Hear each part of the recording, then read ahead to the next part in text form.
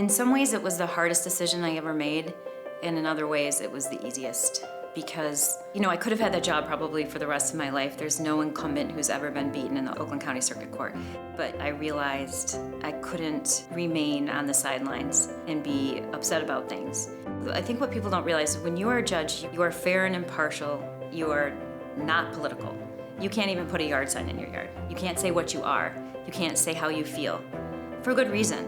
But I just got to the point in my life where I didn't want to be silent about how I feel about certain things in our society, and I don't want to be silent about policies that I think hurt people and hurt kids. So when I look at what was coming into my courtroom, people coming to my courtroom every single day, the 10-year-old coming in shackles because he was charged with assault and battery because he snuck out at night and hit somebody with a stick, that really creates a lasting impression, and I think there are a few people who would just think, well, it is what it is.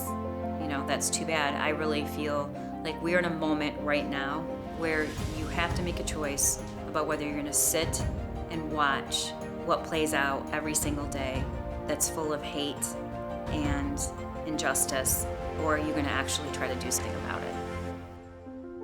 When you're a judge, you wear a black robe, and when you step into the room, everybody has to stand, and nobody calls you by your first name, they call you judge.